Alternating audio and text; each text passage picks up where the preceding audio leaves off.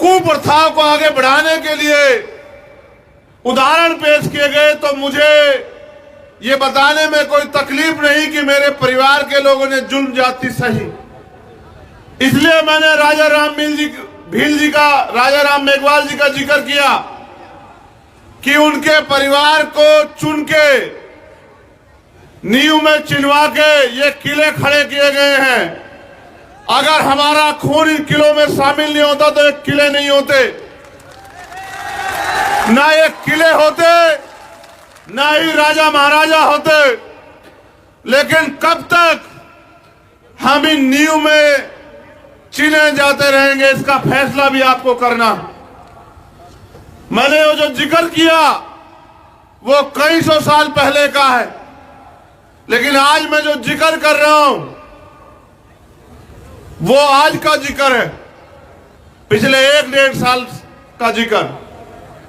और आप जो बाबा साहब अम्बेडकर को मानते हैं, आप जो फूले साहू पेरियार को मानते हैं, जो महामना रामसू वर्मा, बाबू जगदेव प्रसाद कुशवाहा, जन्ना कपूरी ठाकुर को मानते हैं, आप जो मान्यवर काशीराम साहब को मानते हैं, मान्यवर दीना भाना वाल्मीकि को मानते हैं, आप जो सर छोटू राम को कुंभाराम आर्य जी को मानते हैं,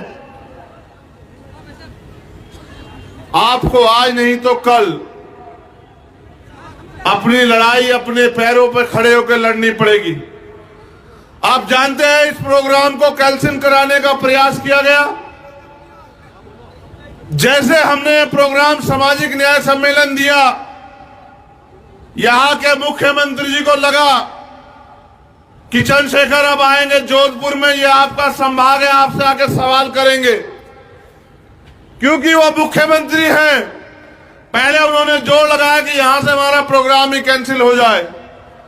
ये तो हमारी मजबूती के कारण हमारी टीम की यहां से हमारा प्रोग्राम कैंसिल नहीं हो पाया। लेकिन मुझे पता लगा कि यही 1-2 किलोमीटर में मुख्यमंत्री जी भी बाबा साहब अम्बेडकर की प्रतिमा का अनावरण कर रहे हैं। आप ये जानिए कि बाबा साहब अम्बेडकर की प्रतिमा का अनावरण क्यों? उनको लगता है कि बाबा साहब के नाम पे ये लोग मेरे प्रोग्राम पे आ जाएंगे, चंद्रशेखर का प्रोग्राम फेल हो जाएगा।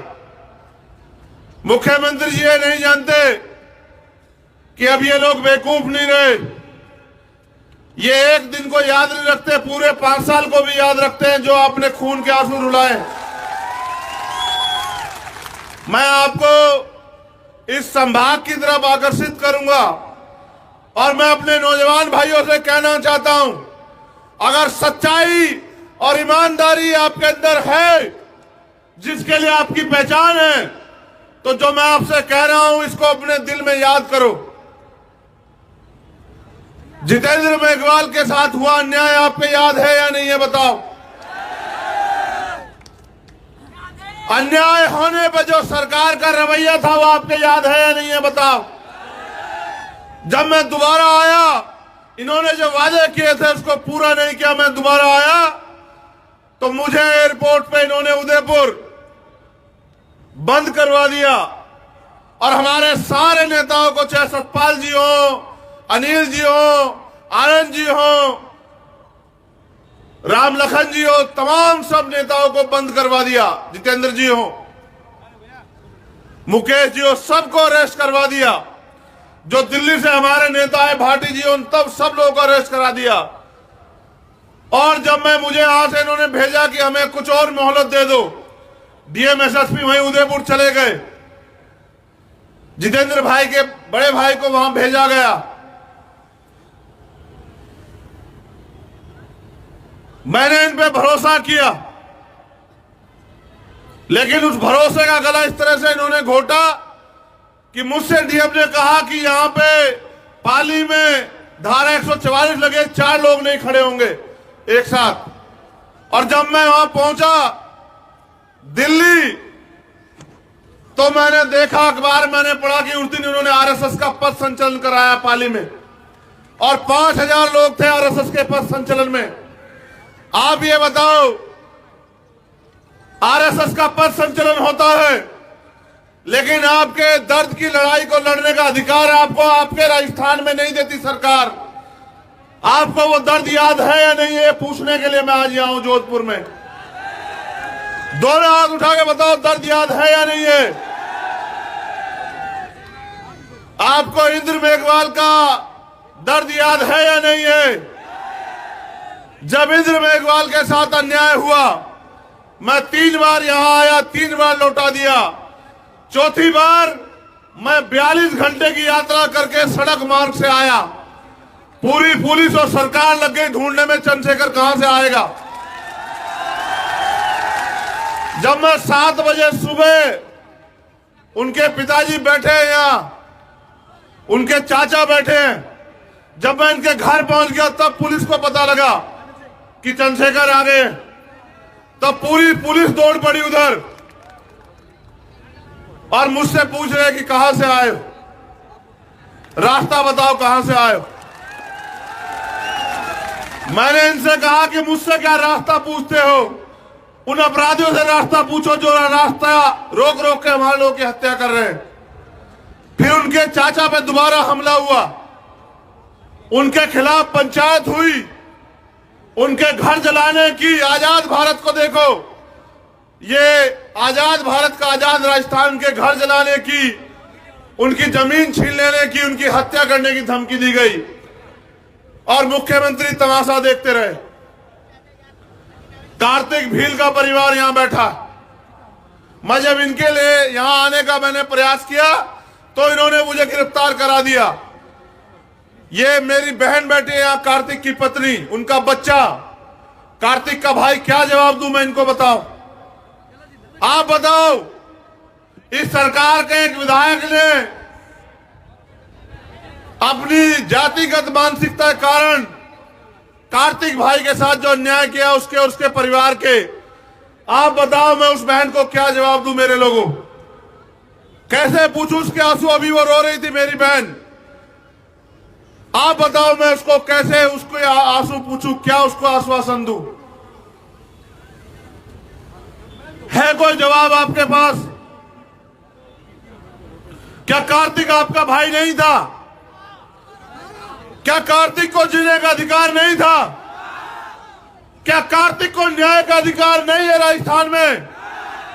तो न्याय का अधिकार अगर है तो कार्तिक की ये पत्नी, हमारी बहन यहां बैठी है, इसको जवाब दो तुम सब लोग कि क्यों नहीं मिल रहा न्याय। और आज भी आंदोलन से आया पूरा परिवार। कितने दिन हो गए आपको पता है? कितने दिन हो गए?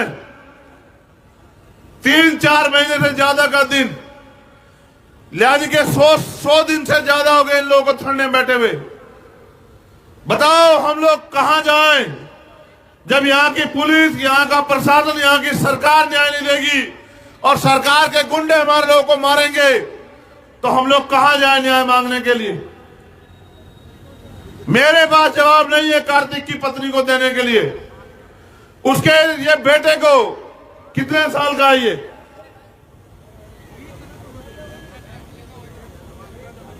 ये 4 साल का आपका खून मिलाओ आंख से आंख और दो जवाब कि क्या दिया इस सरकार ने आपको। आप देखो वो वहां आपके सामने, उसके तन के कपड़े फटे हुए हैं, उसके जूते फटे हुए हैं। पता नहीं उसने कब खाना खाया होगा, पता नहीं उसे कब साफ पानी मिला होगा। मैं और आप अच्छे कपड़े पहन के घूम रहे हैं। ये समाज हमसे सवाल पूछेगा, इतने अन्याय के बाद हम चुप क्यों हैं?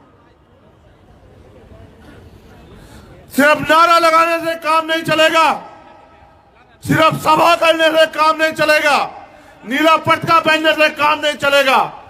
आपको अपने लोगों की लड़ाई को लड़ना होगा। जिस तरह से सबको न्याय मिलता है, हमें भी न्याय चाहिए, इसके लिए आपको खड़े होना पड़ेगा। कार्तिक को उम्मीदें नहीं थी कि आपसे कि आप उसकी लड़ाई लड़ोगे। आज कार्तिक का परिवार अकेला क्यों लड़ रहा है? क्या हमारा खून पानी हो गया है? क्या हमारा जमीन भर गया है? कोजाराम मेघवाल के साथ क्या हुआ? क्या भूल गए आप लोग किस तरह से कोजाराम मेघवाल की हत्या की गई? पूजा भील के साथ क्या हुआ? उस 10 साल की आपकी बच्ची के साथ मेरी बहनें मां यहां बैठी हैं, उस 10 साल की हमारी बच्ची के साथ दरिंदगी हुई, है कोई जवाब आपके पास? उसके सपने नहीं होंगे क्या? वो जीना नहीं चाहती होगी क्या? उसके 10 टुकड़े कर दिए गए, वो आपका खून थी, वो आपसे जवाब मांगती होगी कि बताओ मेरे लोगों, राजस्थान में हमारी क्या हैसियत है? अशोक मेघवाल कल यहां टंकी पर चढ़ा था, कहां है वो टंकी? वो इस टंकी पर चढ़ा था अपने परिवार के साथ। उसकी बहन और उसकी मां, जो हमारी बहन और हमारी मां है, वो रोज चिल्ला रही थी, और वो भी 2 साल से अपना घर छोड़ के यहां पड़ा हुआ है जोधपुर में। घर एक दिन में नहीं बनता, घर एक एक ईंट में सपने खपते हैं। उसको छोड़ना पड़ा, और वो यहां कल टंकी पे चढ़ा हुआ था। क्यों चढ़ा वो टंकी पे? क्योंकि उसके और उसके समाज का चंद्रशेखर राजा उसके परिवार का गुलाम बन गया इस प्रदेश में, इसलिए चढ़ा वो टंकी पे। अगर होती हमारे हाथ में ताकत तो नहीं चढ़ता वो टंकी पे। मैं आपको इसलिए याद दिला रहा हूं क्योंकि हमारे लोग भूल जाते हैं, हमारे लोगों को भूलने की आदत है। ये कल की घटना को आज भूल जाएंगे, आज की घटना को कल भूल जाएंगे, ऐसा ही चला रहा है। आप राजा राम मेघवाल को भूले और आप अशोक मेघवाल को भी भूल जाओगे अगर आपके याद नहीं दिलाऊंगा।